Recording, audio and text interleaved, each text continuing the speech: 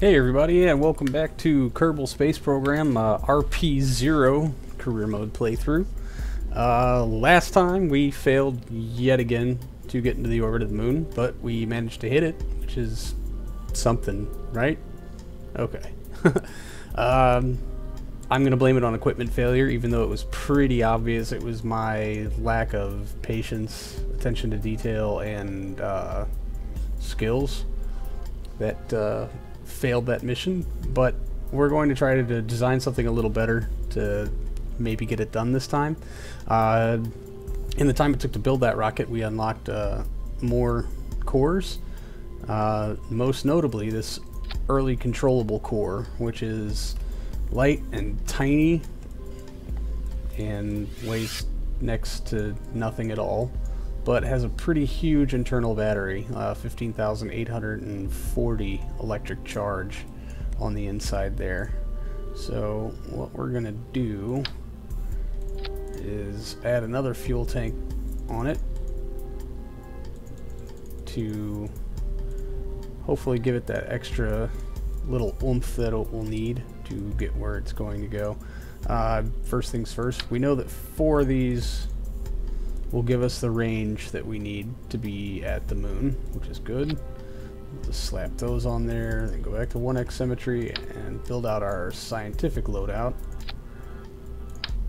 which, because I have failed in every aspect whatsoever to get anything that resembles moon science, we're gonna put a rather full complement on here.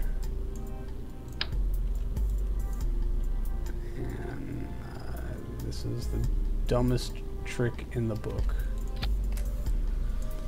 to try to hit 0, but there it is. Alright, I think that's all that we really need to action group for this. So we'll go ahead and do our group. Yeah, action group 1, which will activate. And again, we're going to call that boot. And then group 10, record. Log pressure. Record. Log. Yeah. I'm really kind of sad that the flight computer will no longer do action grouping. I spelled that wrong, didn't I? Alright, I don't care. And if you do, you can yell about it in the comments. I will probably ignore. Alright, we need to make sure this is highly pressurized. Fortunately, all we still have access to is the fuselage fuel type.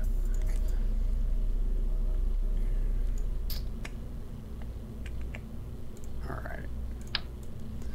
And, oh man, those are huge. Can we scale these down? Oh yes, that's even better. Yeah, that's about right. Alright, and we're going to use our itty-bitty thrusters. Very small, that's about what we're looking for.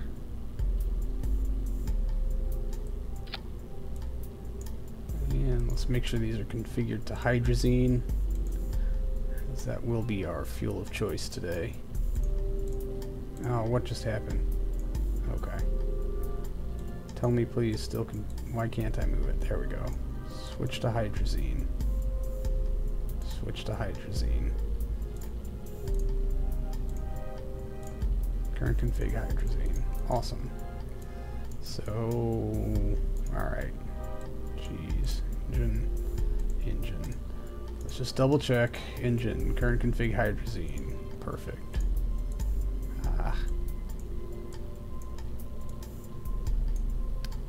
So convenient. Come on.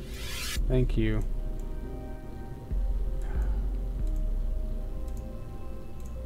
God damn it. Switch to hydrogen.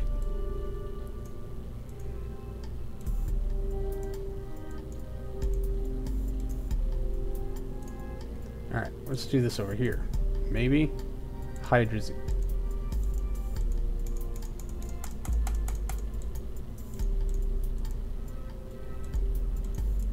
I fucked with it too much, didn't I?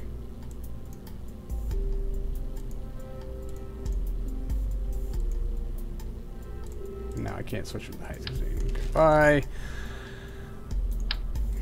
Whoa, yeah, those are huge. Alright.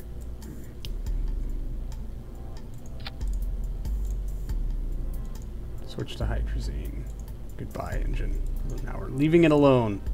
100% hydrazine. And we're still within our avionics threshold. That's awesome. Now we're going to need a stack of solar panels. Make sure those thrusters are clearing. Only just. But, you know, we're going to still call it a win. So, hold on a second. These will do 12.6 watts per. The draw of our core will go from 50 to 1. So when active, even both of these solar panels combined isn't going to be enough to offset the drain and charge.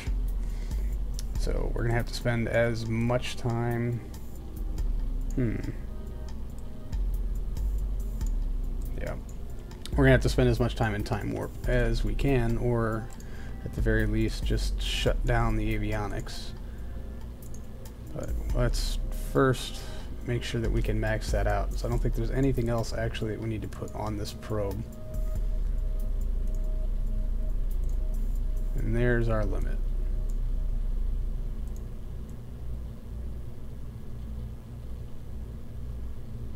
Alright.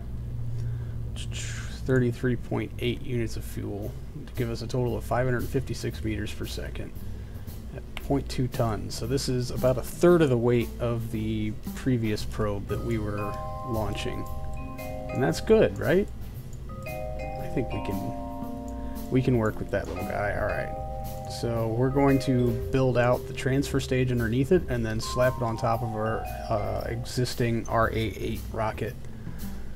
Which only now, after having to say it out loud a few times, do I realize the flaw.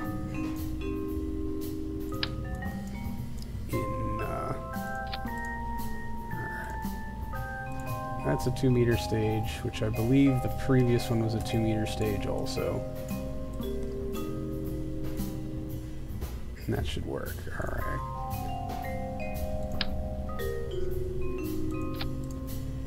And we'll be adding avionics to this because we had a problem with that last time that I'm not going to do again. Damn it, wrong button.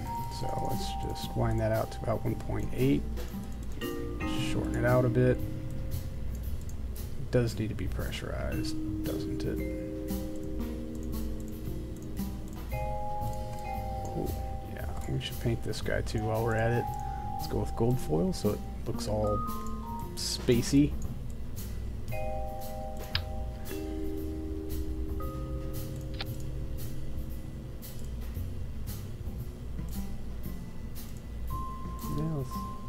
Okay, we can do that.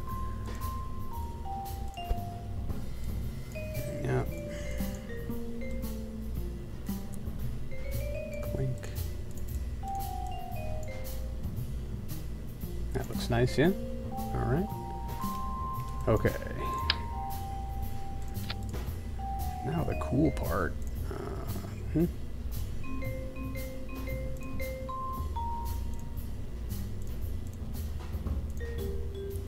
Slant that out a bit. And now we need to slap a core on it. We're going to go with the Agena because it can shut down its avionics also and is, well, fairly efficient in its use.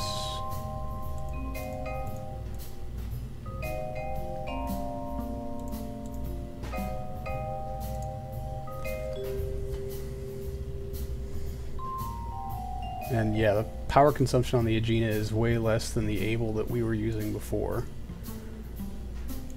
And we're going to go back to the AJ-10 mid series, which, yeah, good, that doesn't look stupid. That was kind of my concern. Now, make sure this is pressurized. Yep, alright.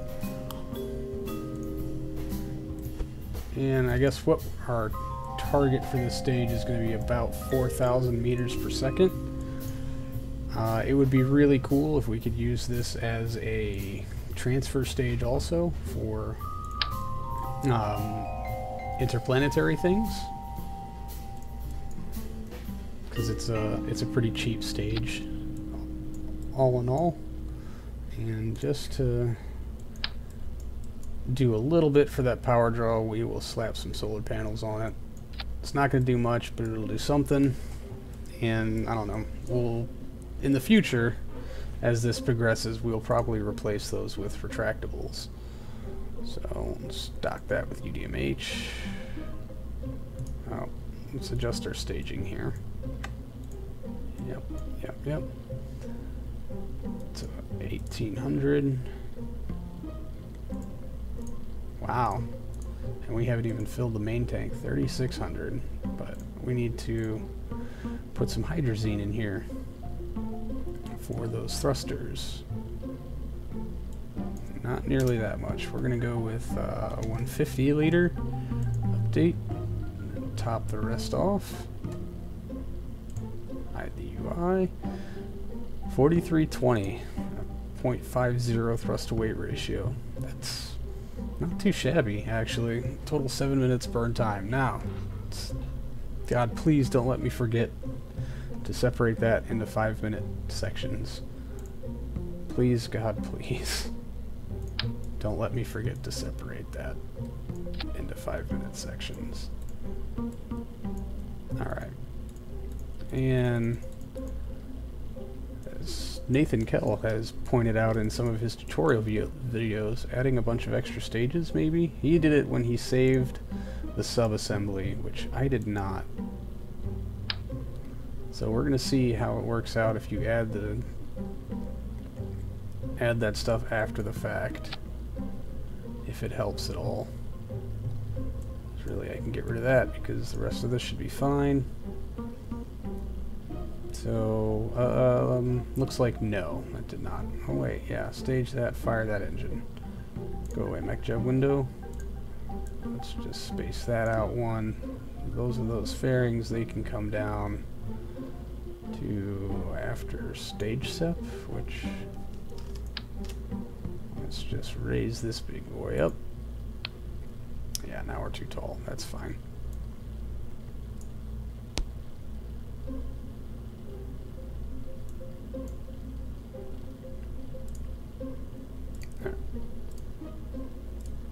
Fueled, allocated but not fueled, that's fine. We still have to stay under our 40-ton tonnage limit when we roll it to the pad, and then we fuel it on the pad, because I'm a dirty cheater.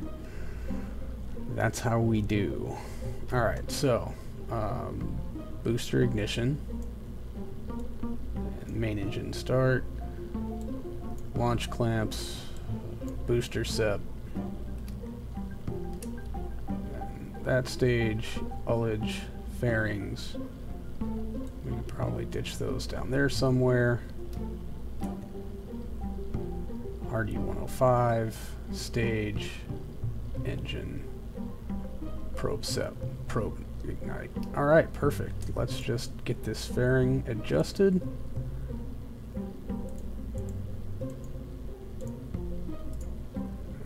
It might be about where we want it. Let's figure that out. Trusty Soyuz fairing wall. It's a bit too high. It's a bit too low. Yeah, there we go.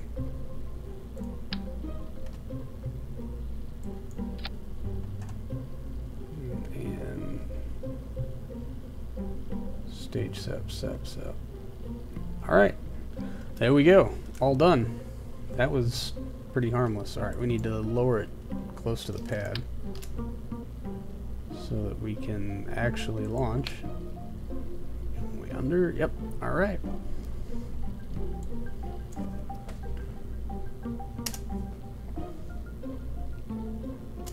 Alright, and this is the RA-8B Lunar 3. And let's just build a couple of them. I'm certain it will work. Like the 3 and the 3.1. Only take 88 days to slap one of these together. That's pretty awesome, if I do say so myself. Now then, how long until we fail a bunch of contracts? Lunar orbit uncrewed. Oh, 306 days. 161 days. 4,000 days. Oh, we got lots of time. We don't even have to spend money rushing stuff. That's pretty cool. If we fail, there's a lunar impactor contract. Surface of the moon. Bunch of satellite positioning contracts. 87 days. Damn it. And it's not going to be there after 9. It'll take 88 days to build the rocket. Probably another day or so. Yeah, that one we can do, certainly. Alright, we're just going to have to hope that these two are still there when we come back, because those are basically freebies for this kind of mission. Alright, RIB Lunar 3, warp to complete. Alarm time. Oh yes, the maneuver node for our failed probe that is now smashed, become onto a new crater of the moon, unfortunately.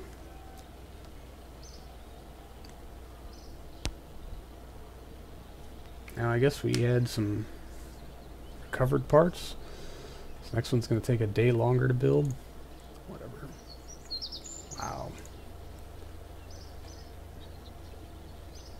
Alright, and maybe we'll get lucky and get a daytime launch this time. That would be really cool, and would certainly help our ability to make some money. Alright, what do we got? Sounding rocket high. We'll take that. Crude, satellite, X-planes low, and ammo analysis. Alright, well. Nope. Launch. Excuse me. So yeah, this is what, like number 7 or 8 in this series. And I'm still trying to hit some orbits. I'm doing great. Although honestly, I haven't been flinging stuff into interplanetary space in an attempt to even hit the moon. I got that lunar impact thing on like the first successful try. I know that's saying a bunch, isn't it? Alright, oh, I clicked the wrong thing. Alright, now we go. Rendezvous planner, select target. I will certainly do that. There it is. Set as target. Inclination is 6 degrees. Is it increasing? Damn it. That's maddening. Oh, damn it. I missed it again. Doing great. This is about the tone that I have set for this entire playthrough.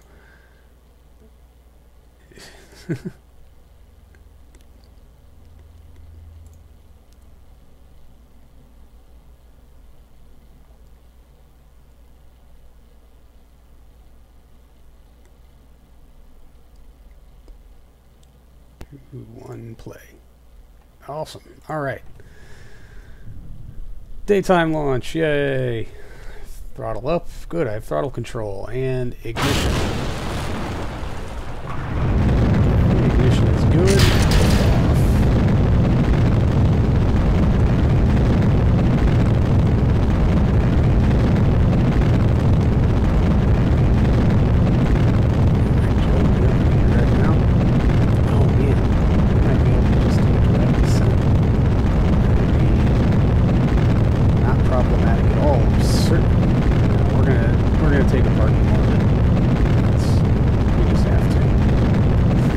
I will screw this up. I promise you I will screw this up if I don't.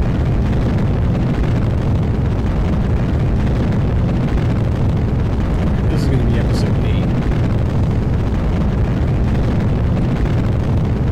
I don't know, depending on my time schedule, it might be a long one.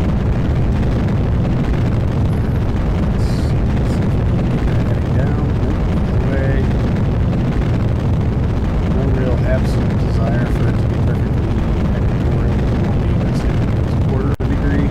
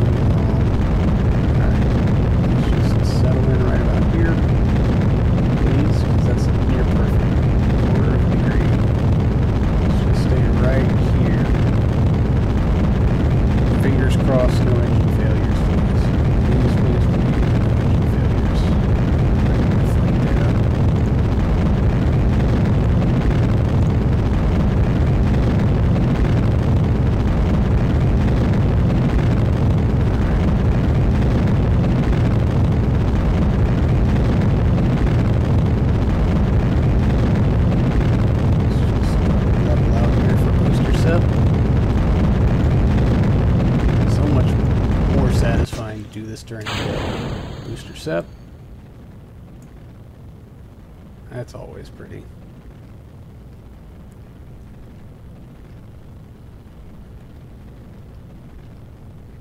Now, because those boosters are ridiculously loud and this engine is not, it's nearly imperceptible, the volume of this engine.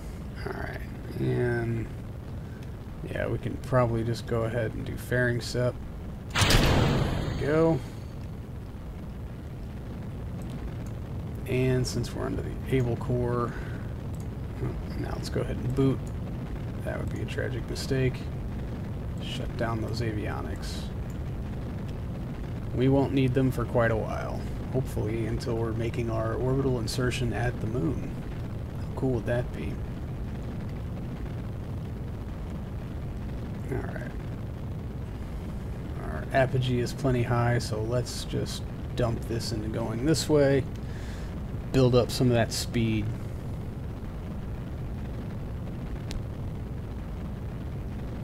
Yeah, barely over a G of acceleration on this little guy, but we're working on it. And I can get rid of that.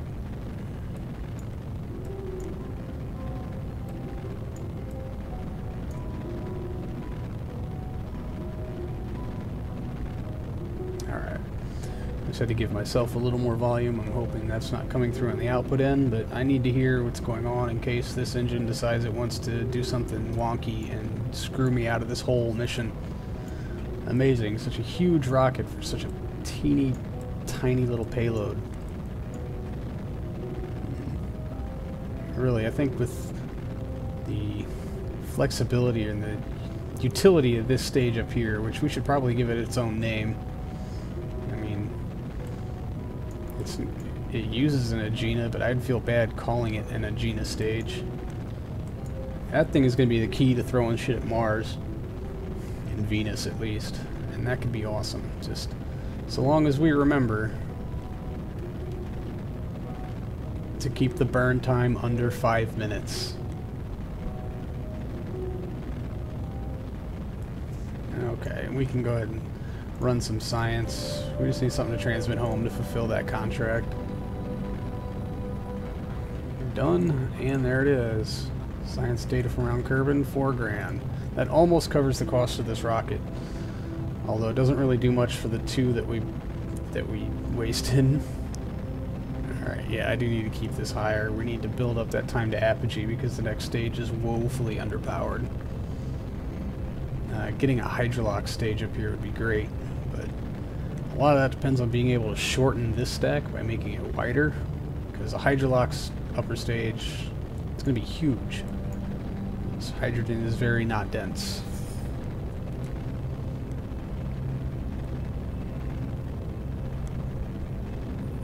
And I actually wonder if we're going to have some fuel in this stage left over after we hit orbit.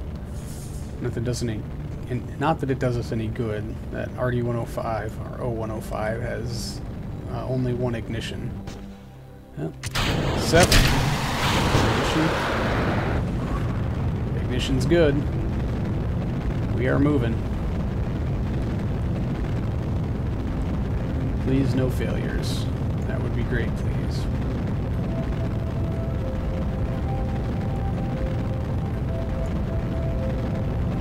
Batteries. Is that Agena? It does have its own electric charge, but not a whole hell of a lot.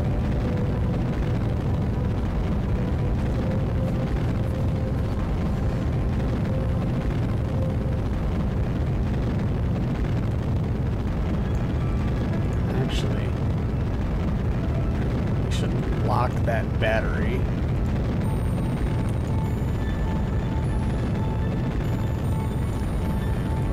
Please don't let me forget to unlock it before we decouple the stage. That would be amazing if you could please remind me of that.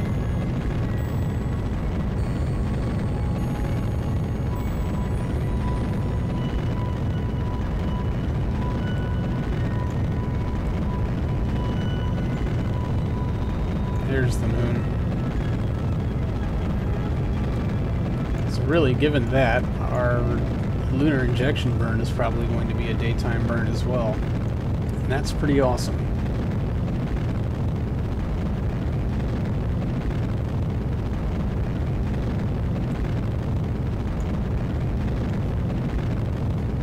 I'm not sure if I want to do the time warp thing, because I think that that may have something to do with all of the screwiness that happened last time.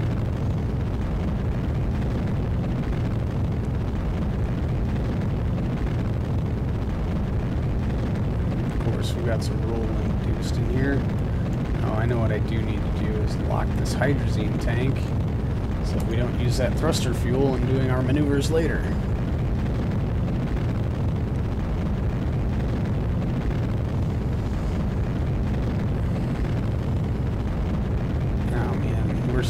We're falling back too quickly. I may have misjudged that. Come on. Uh-oh.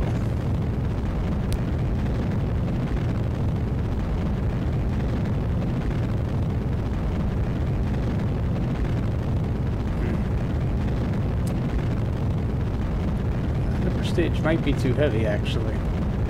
It's okay. If we have to use it to finish our orbit, that's fine. It's got unlimited ignitions. But really, riding at about this 45-degree angle is the most I'm willing to do, and we're still about to hit our apogee.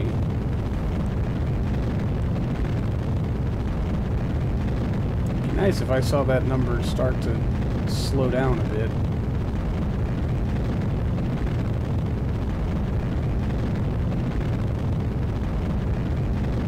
Not gonna happen, huh?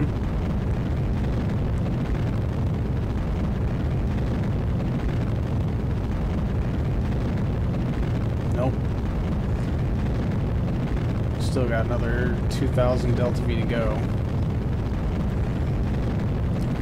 I don't know if we're going to be doing it in time or not.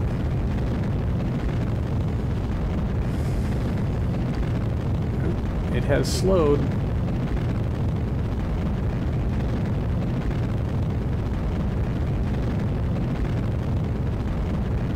Slowing, and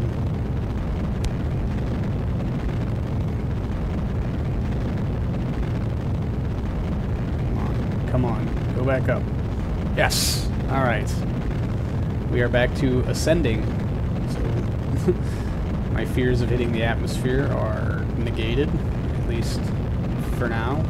Maybe assuaged is a better word. Who knows?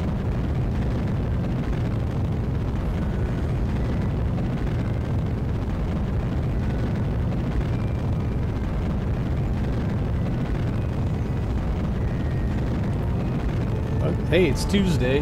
How many of us are going to go watch Scott Manley's stream later?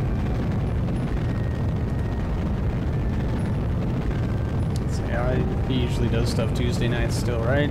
It's been a while. Usually my Tuesday nights are pretty full, but tonight I might record more episodes, or I might go watch Scott Manley. I might watch Scott Manley while I record episodes, or at least just while playing Kerbal Space Program, because I am a shameless addict. Is just true. Alright, we can start bringing this down a bit.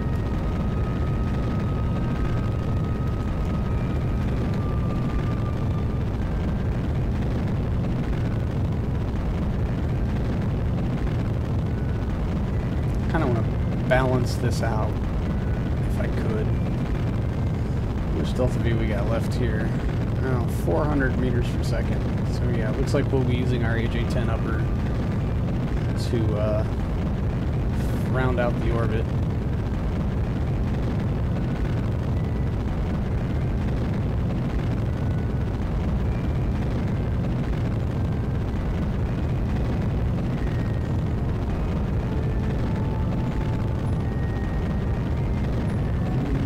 That may have been too much.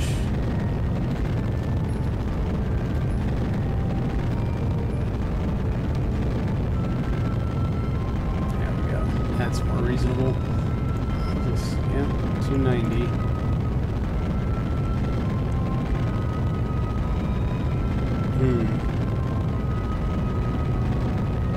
So We got 4,000 in that stage. We're going to have to use about 1,000 of it to finish orbit. It's 3324. That's probably enough for our transfer, but I don't know if that'll hit orbit or not. That sucks.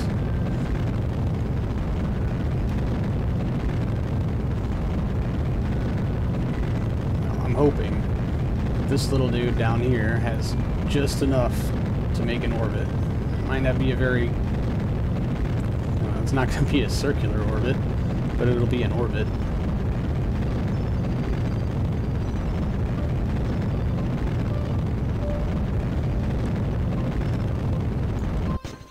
Alright. Intercept. Ignition.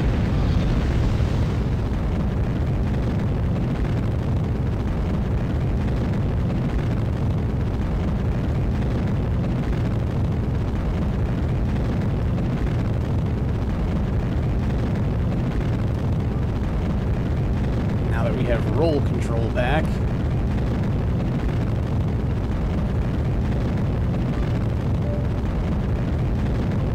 Crap. May have misjudged that angle by quite a bit.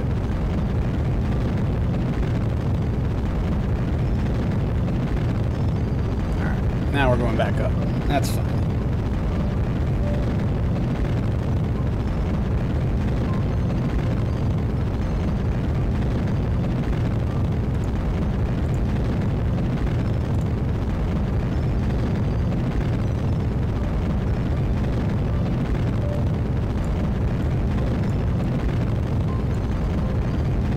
That is pretty ugly, isn't it?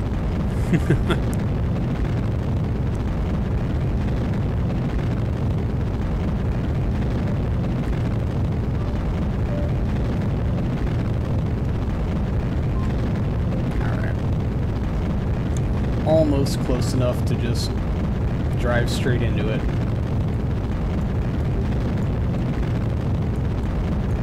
I'm getting some juice here. 6 watts, 8 watts, 10.3 watt. Not bad.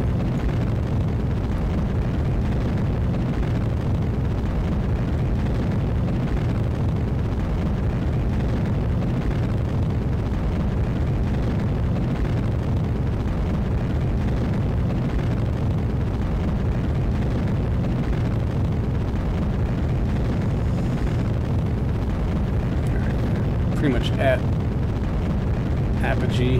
Now we've passed it and we're going down a bit.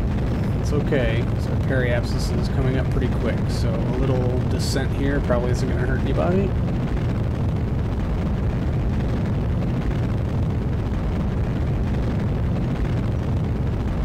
And if it could hurry along though, that'd be great.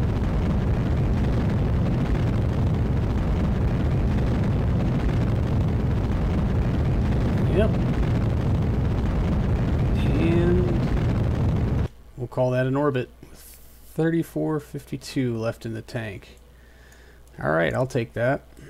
That's not too shabby. Alright, well, I am going to call this an episode. That was fun. We got a nice something launched. Things worked. Everything worked. Oh man, we can make our node almost at the ascending node. Right? That's what it looked like. Just about, yeah. Okay. Alright, yes. Next episode, moon transfer, hopefully moon orbit, and lots of celebrating and free drinks all around. Right? Right. Alright, everybody. Thanks for hanging out. I appreciate you coming by and saying what's up. So, until next time, I will see you later.